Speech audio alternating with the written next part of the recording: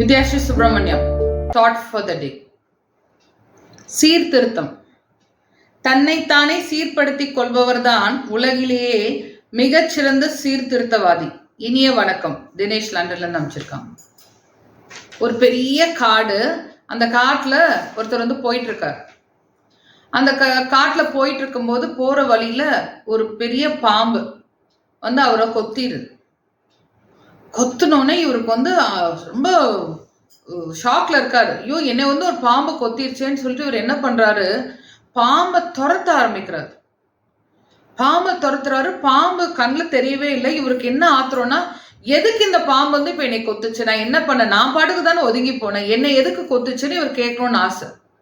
நான் என்ன பாவம் பண்ணேன், நான் என்ன பிரச்சனை கொடுத்தேன், நான் எதுவுமே கொடுக்கல, இல்லை நீ எதுக்கு என்னை தேடி கொத்துன அப்படின்னு அவர் கேட்கறதுக்கு ரொம்ப ஆசை. ரொம்ப துரத்தி போறாரு. ஆனா ஒரு பாம்பு கண்ணிலே சிக்கல. அதுக்குள்ள என்னாச்சுன்னா விஷம் மேல ஏற ஆரம்பிச்சிருச்சு. அப்புறம் அவர் தேடி காணானதுக்கு அப்புறம் தான் இவர் என்ன பண்றாரு, ஓகே நம்ம விஷம் ஏறிடுச்சு அப்படின்னு சொல்லிட்டு இவர் ஹாஸ்பிட்டலுக்கு போறாரு.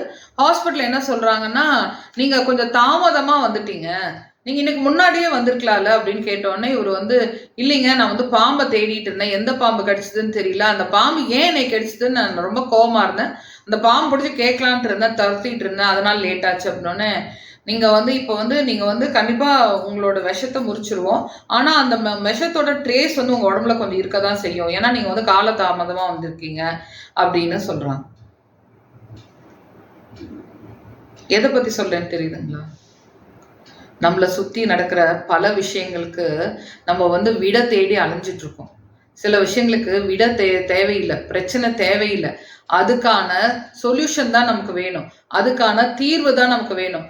அந்த விஷம் நம்ம மனசுக்குள்ள வச்சுக்கிட்டு ஏன் விஷம் ஏறிச்சுன்னு யோசனை பண்றது, அந்த விஷத்தை எப்படி இறக்கணும்னு நம்ம பார்க்கணும்.